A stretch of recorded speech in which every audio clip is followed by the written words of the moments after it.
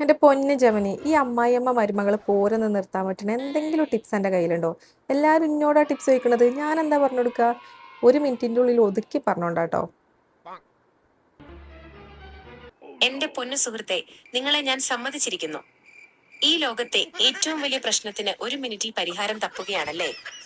ആളുകൾ ചോദിക്കുമ്പോൾ വെടിയുണ്ട പോലെ തിരിച്ചു കൊടുക്കാൻ പറ്റിയ ഒരു മിനിറ്റിൽ പറയാവുന്ന മൂന്നാമത്തെ സെറ്റ് ടിപ്സ് ഇതാ.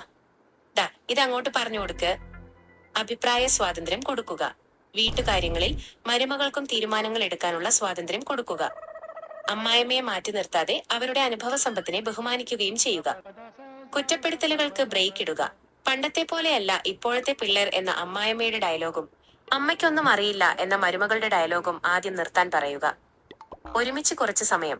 ആഴ്ചയിൽ ഒരിക്കലെങ്കിലും രണ്ടുപേരും മാത്രം ഒരുമിച്ച് പുറത്തു പോകാനോ ഒരു സിനിമ കാണാനോ അല്ലെങ്കിൽ ഒരുമിച്ചിരുന്ന് ചായ കുടിച്ച് സംസാരിക്കാനോ സമയം കണ്ടെത്തുക.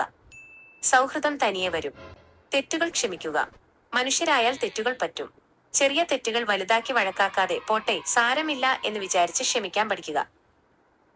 ഇത്തവണത്തെ തകർപ്പൻ പഞ്ച് ലൈൻ: അമ്മായിമ്മയും മരുമകളും രണ്ടു വഴിക്കിട്ടാൽ വീട് പൂരപ്പറമ്പാകും. ഒരേ വഴിക്ക് ഒന്നിച്ച് നീങ്ങിയാൽ വീട് പൂങ്കാവനമാകും.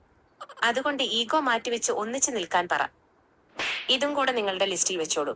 ഇനി ആര് വന്നാലും ഒരൊറ്റ മിനിറ്റിൽ ബോധവൽക്കരണം നടത്തിവിട്ടേക്ക്. Thank you.